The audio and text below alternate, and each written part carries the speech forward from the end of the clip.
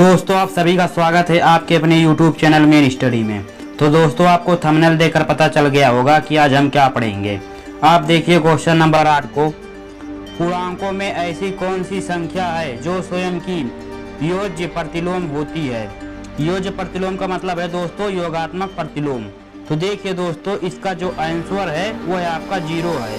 0 ही वह संख्या है जिसका योज्य प्रतिलोम 0 ही है। ठीक है, तो दोस्तों इसको आप डायरेक्ट 0 आंसर दीजिएगा, क्योंकि आप देखिए दोस्तों 0 ना ही प्लस में होता है ना ही माइनस में होता है, और अगर आप दूसरी संख्या को लोगे तो यह उल्टा इसका मिलेगा। ठीक है, अब आप देखिए 9वां क्वेश्चन।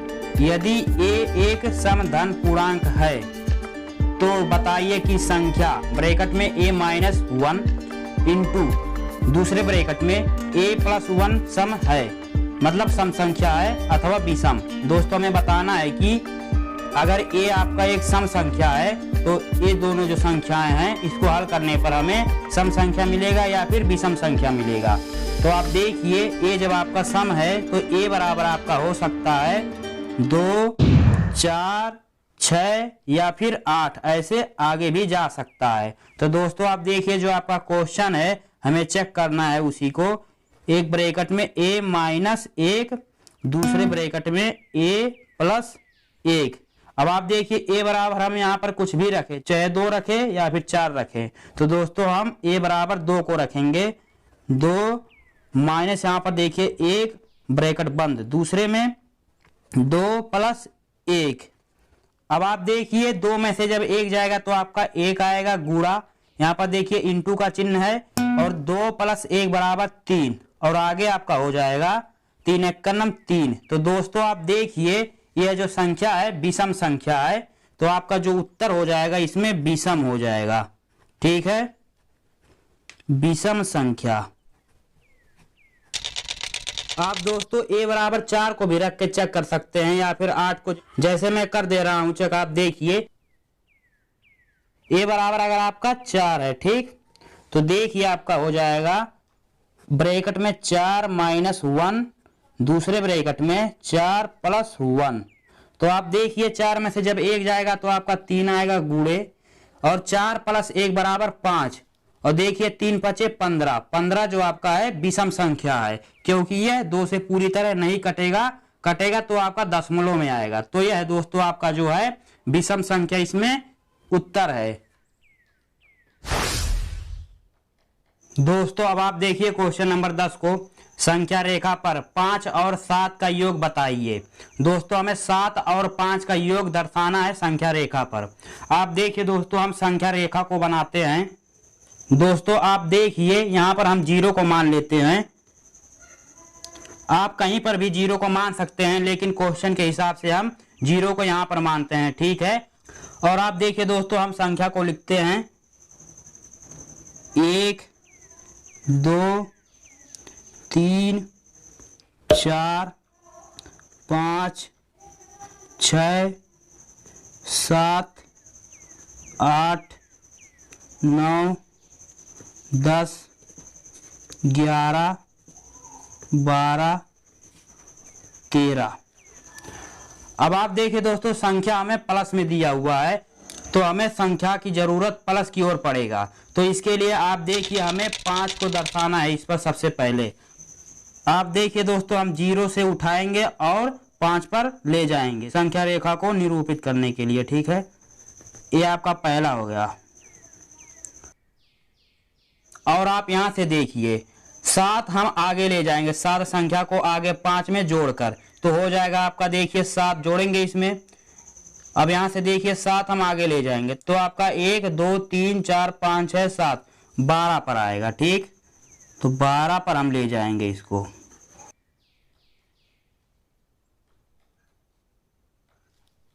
दोस्तों आप देखिए 5 से लेकर 12 तक हो गया, 5 हो गया और 7 हो गया।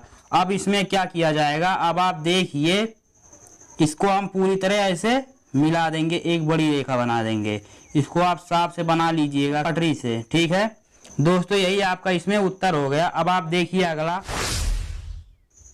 अब आप देखिए दोस्तों क्वेश्चन नंबर 11 को, निम्नलिखित कथनों में से कौन से कथन सत्य अथवा असत्य है। इसमें हमें सत्य और असत्य को बताना है। पहला जो आपका है देखिए, दो धनात्मक अभाज्य पूर्णांकों का गुणनफल सदैव अभाज्य होता है। अभाज्य संख्या देखिए क्या होता है, जो संख्या दोस्तों एक या फिर स्वयं से कटे उसे अभाज्य संख्या कहते हैं। तो यहाँ पर आप देखिए अभाज्य संख्या हम मान लेते हैं आपका 2 होता है, 1 3 होता है, 5 होता है, 7 होता है, 11 होता है, ऐसे आगे चला जाएगा। ठीक है, इसमें बोला है धन, कहा है कि दो अभाज्य संख्याओं का गुणनफल सदैव अभाज्य होता है। तो हम मान लेते हैं दोस्तों 3 गुणे 5 आपका क्या हो जाएगा 15। यहाँ पर देखिए दोस्तों 15 अभाज्य नहीं है, 15 3 से कटेगा और 5 से कटेगा, तो यह दो संख्याओं से जब कट रहा है तो ये आपका जो है भाज्य हो गया।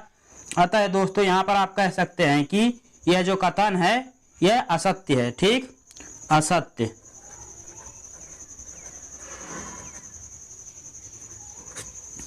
और आप देखिए दूसरा, दो धन अभाज्य पूर्णांकों का योग सदैव अभाज्य होता है।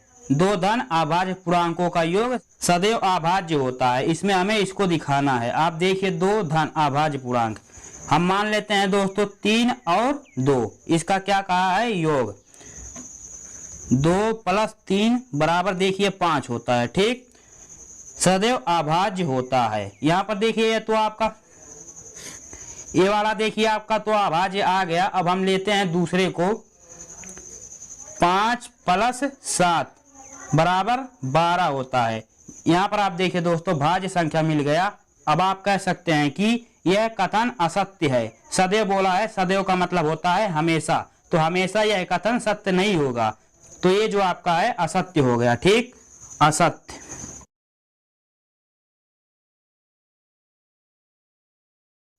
आप देखिए दोस्तों तीसरा, यदि a और b कोई दो ऋण पूर्णांक है तब a + b भी एक ऋण पूर्णांक होगा। इसमें हमें दिया है कि a और b दोनों जो है ऋण पूर्णांक है, तो a + b एक ऋण पूर्णांक होगा। हमें बताना है कैसे। आप देखिए a बराबर मान लेते हैं हम -1, b बराबर हम मान लेते हैं -2। तो आपका जो प्रश्न है इसमें a + b, यहाँ पर आप देखिए a बराबर हम -1 रखेंगे और देखिए प्लस ब्रैकेट में इसे लिखेंगे -2, b बराबर आपका है। ठीक, तो आपको देखिए क्या मिलेगा, यहाँ पर देखिए -1 है, ब्रैकेट जब टूटेगा तो आपका -2 ही आएगा। -1 -2 बराबर आपका हो जाएगा -3। तो दोस्तों जो यह कथन है यह सत्य है, ऋण पूर्णांक मिल गया। ठीक है, सत्य है, सत्य है। ठीक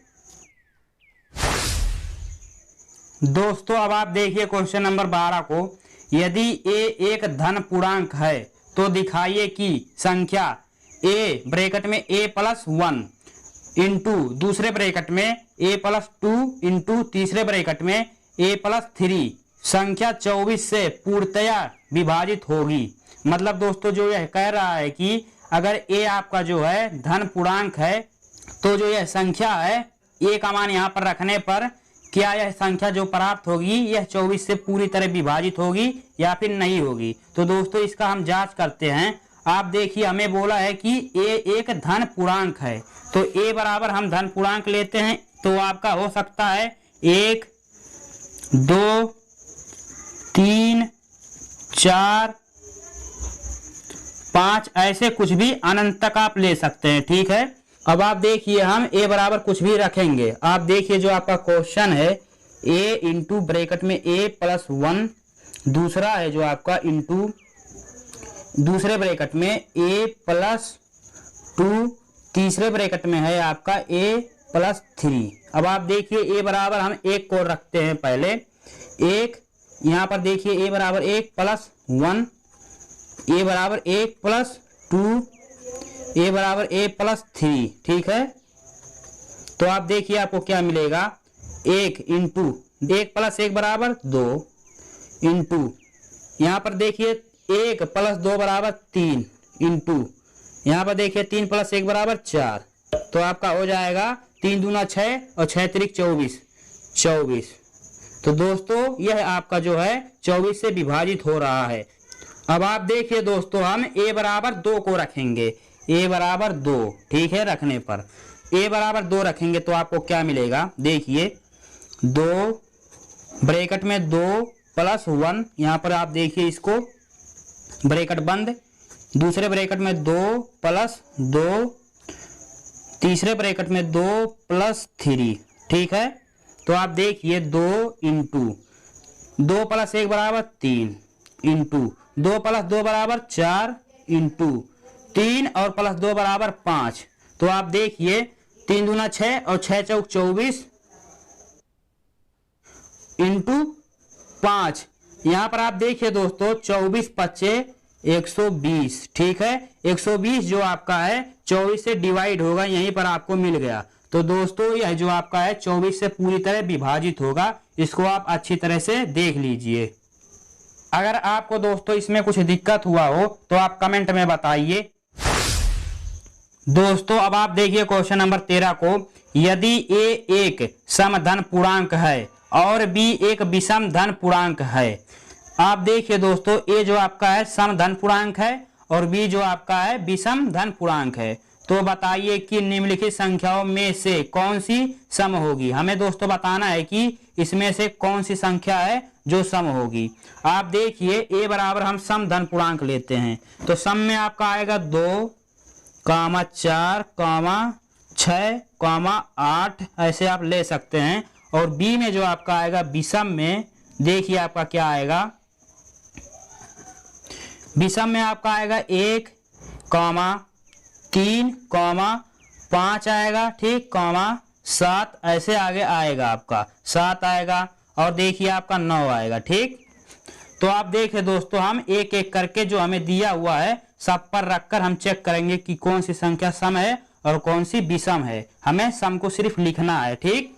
आप देखिए a बराबर हम दोस्तों इसमें से कुछ भी ले सकते हैं। हम लेंगे a बराबर 2 को, तो आप देखिए a स्क्वायर, तो इसका देखिए क्या होगा 2 का स्क्वायर, तो आपका आएगा 4 जो कि सम संख्या है, ठीक।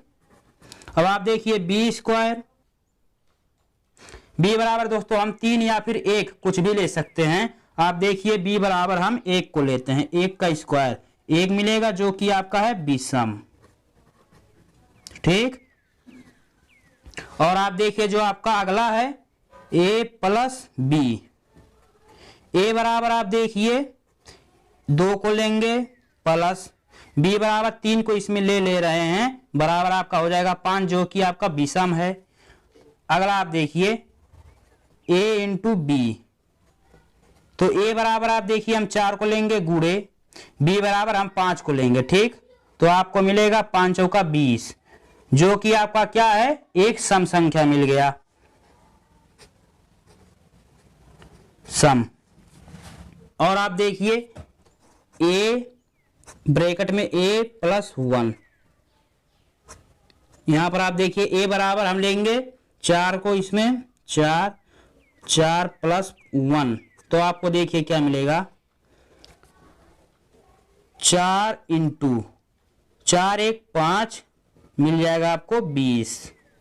तो दोस्तों जो 20 है सम संख्या है, ठीक है, सम। और जो आपका अंतिम है उसको आप देखिए b ब्रैकेट में b प्लस 1, b बराबर हम दोस्तों इसमें 7 को लेंगे, 7 ब्रैकेट में 7 प्लस 1, देखिए 7 गुणे 7 और प्लस 1 बराबर 8, 8 7 56, यह आपका जो है सम है। अब आप देखिए दोस्तों हमने सम और विषम को निकाल लिया और हमें इसमें देखिए बताना है कि कौन सी संख्या सम होगी। तो हम इसको लिखते हैं, आप देखिए इसी से हम लिखेंगे सम संख्या, ठीक, सम संख्या। इसमें देखिए आपको क्या मिला, a वाला आपका सम है, a स्क्वायर आपका सम हो गया, कॉमा विषम हो गया, विषम सम आपका हो गया क्या है a इंटू बी, कॉमा आप देखिए सम आपका हो गया a ब्रैकेट में a प्लस 1, ये भी आपका सम। अगला आप देखिए ए वाला भी आप देखिए सम मिला हुआ है हमको, बी इंटू ब्रैकेट में बी प्लस 1। तो दोस्तों यही आपका उत्तर हो गया। अगर आपको इसमें कुछ दिक्कत हुआ हो तो आप कमेंट में बताइए। दोस्तों अब आप देखिए क्वेश्चन नंबर 14 को, धन पूर्णांक के किन गुणधर्मों के अंतर्गत निम्नलिखित कथन सत्य है। आप देखिए दोस्तों, हमें बताना है कि इन संख्याओं में कौन सा गुणधर्म है जो कि सत्य है। ठीक, आप देखिए जो आपका पहला है ए, इसमें देखिए गुणा है और प्लस है, गुणा है और प्लस है। ठीक, तो दोस्तों आपके किताब में दिया हुआ है कि कौन सा पद या फिर कई संख्या किस गुणधर्म का है। यहाँ पर आप देखिए जो आपका दोस्तों पहला वाला है, योग पर गुणा के वितरण नियम पर है। ठीक, ये आपका जो है सत्य है। योग पर गुणा के वितरण नियम देखिए क्या होता है। यहाँ पर देखिए दोस्तों दो पक्ष दिया हुआ है, दोनों को जब हम हल करेंगे तो हमें बराबर मिलेगा। यहाँ पर देखिए योग की बात किया हुआ है तो योग आपका आया हुआ है प्लस, गुणा कहा है तो गुणा आया हुआ है। वितरण मतलब इधर उधर, यहाँ पर देखिए इधर उधर संख्याएं हुआ है, देख लीजिए। तो दोस्तों ए वाला जो आपका है योग पर गुणा के वितरण नियम पर सत्य है, इसको हम लिखेंगे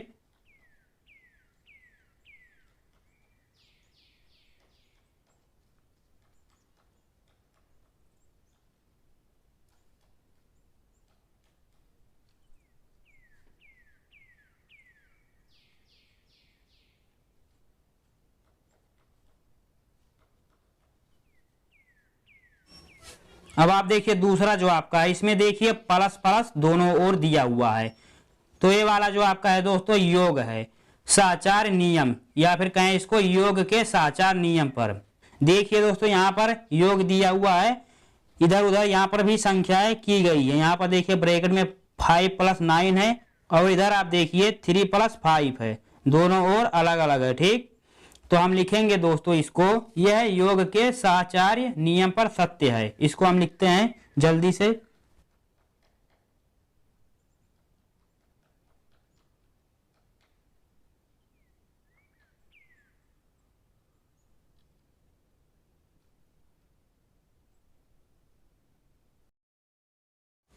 अब आप देखिए दोस्तों तीसरा जो आपका है सी वाला, यहाँ पर आप देखिए संख्या दोनों ओर समान है, लेकिन यहाँ पर आप देखिए 3 × 2 है, इस पक्ष में आप देखिए 2 × 3 है। तो आप देखिए दोस्तों ये जो आपका गुणधर्म है गुणा के क्रम विनियम पर, तो इसको हम लिखते हैं गुणा के क्रम विनियम पर यह कथन सत्य है।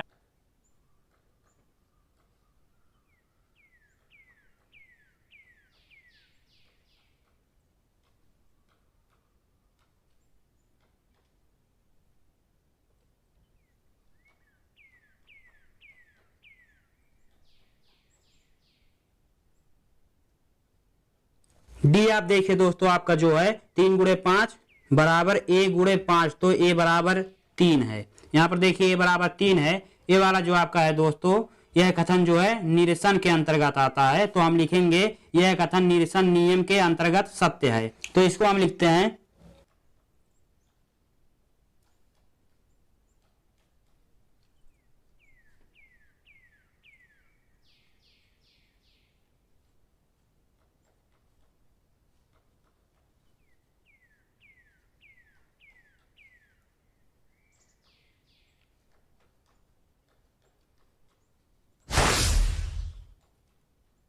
अब आप देखिए दोस्तों क्वेश्चन नंबर 15 को, संख्या रेखा पर -5, -2, -0, -1, -2, -5 को दर्शाइए। हमें दोस्तों संख्या रेखा पर इस सब संख्याओं को दर्शाना है। आप देखिए संख्या रेखा को, आप देखिए दोस्तों यहाँ पर हम बीच में 0 को मान लेते हैं। ठीक, और यहाँ पर देखिए इधर जाएगा राइट साइड में प्लस और लेफ्ट में आपका माइनस में जाता है। ठीक, 1 2 3 4, थोड़ा इसको और बढ़ा लेंगे, 5 यहाँ पर मिल जाएगा। ठीक, यहाँ पर आप देखिए माइनस की ओर, -1, -2, -3, -4 और -5, क्योंकि यहाँ पर आप देखिए -5 है, इधर सबसे छोटा -5 छोटा है -2 से। ठीक, इसको आप याद रखिएगा। और यहाँ पर देखिए सबसे बड़ा जो है 5 है। तो दोस्तों हमें दर्शाना है, आप देखिए -5 यहाँ पर है, तो हम यहाँ पर देखिए ए, इसको ऐसे लिख देंगे हाईलाइट या फिर कर दें ऐसे। और देखिए -2 है, -2 इसे हम बी मान लेंगे। ठीक, यहाँ पर देखिए 0 है, 0, इसको हम सी मान लेंगे। 1 है आपका, डी मान लेंगे इसको। और यहाँ पर देखिए 2 है, इसको हम ई मान लेंगे। ठीक, और आप देखिए 5 है, इसको हम एफ मान लेंगे। ठीक है, तो दोस्तों इस प्रकार से आप इसको हल कर सकते हैं। अगर आपको इसमें कुछ दिक्कत हुआ हो तो आप बताइए। दोस्तों अगर आपको इस वीडियो में कुछ दिक्कत हुआ हो तो आप कमेंट में बताइए। वीडियो अगर आपको अच्छा लगा हुआ हो तो वीडियो को लाइक, शेयर और चैनल को सब्सक्राइब कर दीजिएगा।